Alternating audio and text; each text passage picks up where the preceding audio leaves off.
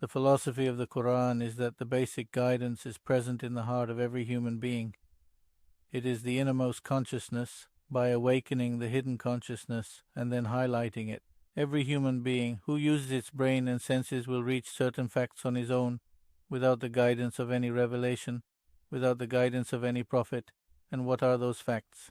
There is only one Lord of this universe, and that Lord attributes are characterized by perfection.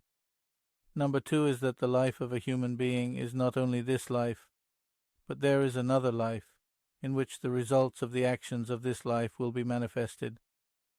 These are two things. In Surah Luqman, where the personality of Hazrat Luqman is mentioned, but here only one thing should be understood, that the philosophy of the Quran is that by birth, every person in this world born as a Muslim.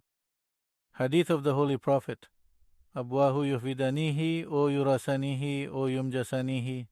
Every child of a new human being is born on the basis of Islam. He is the guidance and intention within nature.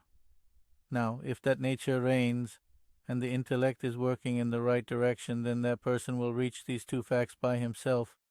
But after reaching these two facts, now he prays with his hands, will say, O Lord, now give me more guidance, so that what I should do or not do, my intellect may stumble in it. It is a dua that a person makes when he has reached the truth of faith in Allah and faith in the hereafter, and understands that the direction of a healthy life is that the Lord whom I have come to know is the Lord of this universe. He is the Creator and the Owner, and Lord, I should serve Him, obey His command, and follow His path. But what is that path? Then 10 supplications are made for him, Lord, guide me. This is the place where you understand yourself, imagining him in this place today. Then read this Surah Mubarakah, that you have reached this place by the grace and grace of Allah, that you have recognized Allah and know His oneness. All His attributes are perfect. You also knew that nothing more important had to appear before Him, and He will give an account. Then you have also made a commitment that you have to live your life in obedience to this Lord. Now, standing here, you ask that Allah give me that detailed instruction so that I never, walking on a path, I die on a rut, and the slightest demarcation of my path ruins my future. It has come out at a slight angle, but when you walk, the further you go on this path, the further away you will be from the path of guidance. This is the place of this blessed surah in terms of the wisdom and philosophy of the Holy Quran. Now let's start Surah Fatiha. Bismillahir Rahmanir Rahim. I start with the name of Allah, who is Rahman and Rahim. Rahman and Rahim are two names that originate from the material of mercy. In Rahman, the passion of Allah's mercy is a stormy state, and in Rahim, the continuity of Allah's mercy.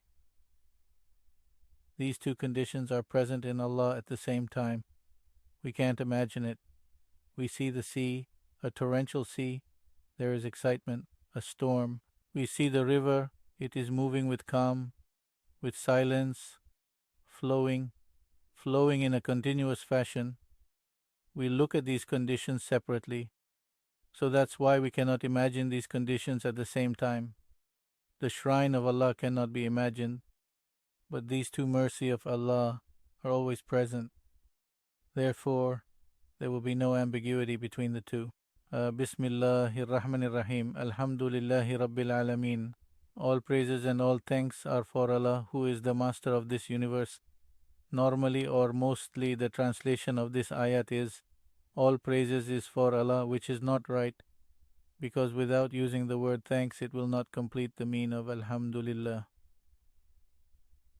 If you notice all the prayer which is relevant to Muhammad sallallahu alaihi wasallam, word Alhamdulillah is used in term of thanks, not praise. Alhamdulillah illazi ata'mani wa saqani. Now look here, it's not a translation, it's a thanks of Allah who has fed me. You came out from toilet. Alhamdulillah illazi azhaba'ani al-aza wa afani. And it is a thanks of Allah who has removed the things that caused me pain and has given me health. Alhamdulillahi Rabbil Alameen. All praises and all thanks are due Allah, who is the master of everything are in the universe. In Arabic, the word Rab is used for the owner. Rabbul Bait, Rabbul Dar, Rabbul Mal. So the owner is the one who owns the house. So all praise and all thanks is for Allah, who is the owner of all the worlds, and Allah is the Lord, Ar-Rahman Ar-Rahim. He is the most gracious and most merciful. I won't explain it again. Maliki Yawmiddin, Allah is the master of Day of Judgment.